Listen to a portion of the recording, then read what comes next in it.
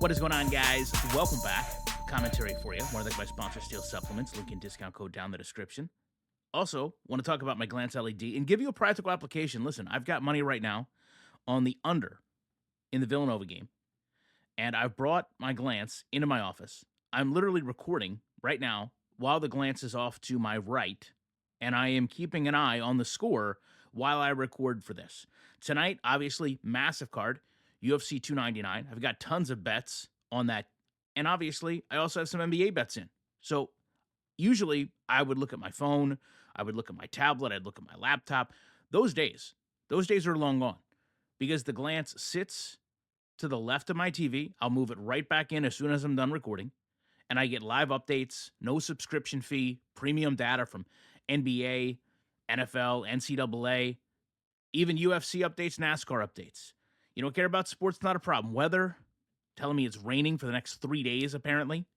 Stocks, news, really a unit that will change the way you play games, the way you work, the way you look at sports at a glance. Maybe that should be their tagline. I probably should edit that out, but I won't. So, with that said, link and discount code down in the description. Save 10%, and honestly, get yourself one of the coolest things you can buy. I actually had somebody working on my house a couple days ago. He saw the unit because I leave it on all the time. He was impressed by it. So honestly, it really is a conversation starter. But more than that, it's something that really does a great job at informing you while you're doing whatever it is you're doing other than watching sports. Now, on to NCAA football. We've got some good news. We've got some bad news. But we have a discussion to have, okay? So first and foremost, the Heisman is going to be in the game, and I think that's important when most of us think college football. I think most people think of the premier award, the Heisman Trophy. But interestingly enough, the awards that will not be in the game are the namesake awards. Now, the association that encapsulates them, your Doak Walker, your Chuck Bednarik, they said that the offer EA made was, quote, not adequate. And I thought to myself, that's crazy. How often does that name and likeness need to get used? I would think just on maybe broadcasts in print, but EA hasn't had a football game for so long. So were they just going based on past figures? Did they literally lowball them an offer? Are they able to counter the offer and come to some type of agreement? Now, EA has said the fix to this is going to be just generic in-game awards. So I would hope in a perfect world, right, they can counter, they can come to an agreement, and they can update the awards before or maybe even after the game releases. Now, to that point, a lot of the people involved in this game have been talking about their role in it. So Fowler and Herbstreit, two of them, talking a lot about game details, to that point actually mentioned that there's going to be a second window for players to opt in if they want to get into the game. So that's positive as well. Now, the face scans are going to be a whole different ballgame, but as far as just having the names in the game, it seems like any player that wants to decline the first go-round will have an opportunity to opt back in. Now, we are getting a lot of branding in the game. We've talked a lot about helmets, talked a lot about equipment manufacturers, and to me, that's big because when I think about NCAA football back in 2014, to me, even though mechanically it was very similar to Madden, one of the big differences between how people played that game versus how they played Madden was simply my player. Going through as that player, living out the college football experience. And then, as I've always said, one of the biggest things was carrying it over into Madden. Now, what's interesting is it's Kevin Conner that talked about this. A lot of the praise he had for how detail-oriented the team is, how it seems like they're real college football fans, how they're building the game, to that level of authenticity. But he mentioned that the hoodies were in the game, and I thought to myself, I almost was positive that Madden had the hoodies in the game. I thought they brought them in for the yard. And now I realized when I went in today to look, I don't think the hoodies were there anymore. So someone will have to correct me if I'm wrong, but unless I'm mistaken, they had the hoodies in Madden, the ones that would go under your pads but extend over the back of your uniform. They took it out, and now it's in NCAA football? I don't know. That doesn't seem right to me, but maybe I've overlooked something. I don't know.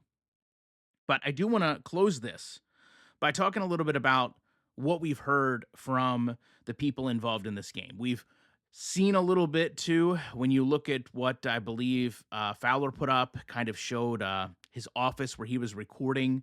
You could kind of see some of the lines on his screen. They were pretty team specific, pretty situation specific, which of course is one of the big things we've had with Madden. It's just, every fourth down that gets intercepted or fumbled, you just don't have any enthusiasm. You just don't have that moment where it's the game ending interception versus just an interception you threw in the first quarter. Okay.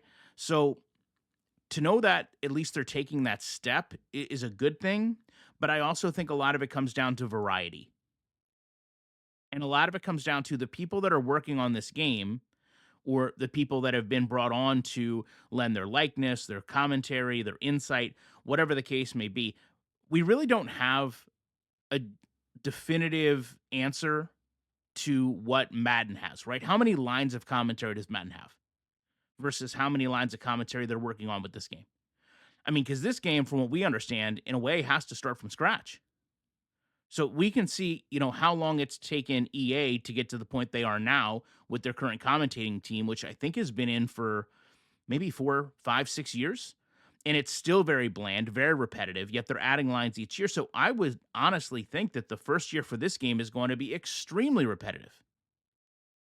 No matter how much, variety or situation specific lines they've recorded. I think it kind of goes back to a lot of people have very high hopes for this game, but we also have to understand that number one, as I did a video the other day, it is being built on a very broken game engine. So it almost has to bring something else to the table. And if you get that broken game engine with a below standard commentary, presentation, award system, those little things, the little minute details are going to stand out even more when they're not there because of what Madden has to offer. And that's why I think you really have to look at, bringing a unique experience. I don't want to compare Axis football directly here, but I will say I've often said that Axis football, if you step aside from the gameplay, provides a deeper franchise experience than Madden does. Just at face value for a franchise gaming experience, it is deeper. Assistant coaches, future draft picks, you name it, scouting. I think NCAA needs to at least be the new standard bearer of dynasty mode, story progression, my player, replayability. To me, that's one thing that EA has really lacked in its products. And honestly, we can see here, we can talk about all the good things with, oh, they're going to have the right awards in the game. Oh, they're going to have all the equipment in the game. Oh, I'm going to be able to customize my player. Oh, the commentary lines that are working on look like what we would want. But it comes down to replayability. And that, to me, is what hinders Madden so much, is you play one game and it feels like you played every game you're going to eventually play. With college football, it's anything but that. These games are very, very passionately driven by their fans and are extremely different based on the team builds and rivalries. And you want that to carry over into the final product. You want to experience iconic stadiums. You want to experience legendary fan bases. You want to feel like you're going into a team that has a true history and reverence for the players before it, to the fact that, look at how many documentaries get made about the University of Miami. I'm sending TTMs out to players, asking them to write greatest Canes team. So these are things that go to the lineage of college sports that need to be replicated and echoed in a product. And you're not going to do that with a hoodie. You're not going to do that with one simple line of commentary to show that, oh, in the fourth quarter, if the game ends on a fumble, we're going to cite it properly. I also don't think you're going to come up with that in a year or two. I think to get the game to where we all want it to be, it's going to take 5, 6, 7 years. But because we've really seen nothing, we expect the game is there now. And that's going to set a lot of people up for a relatively large letdown. I appreciate you watching this one. I will be back tomorrow with more commentary.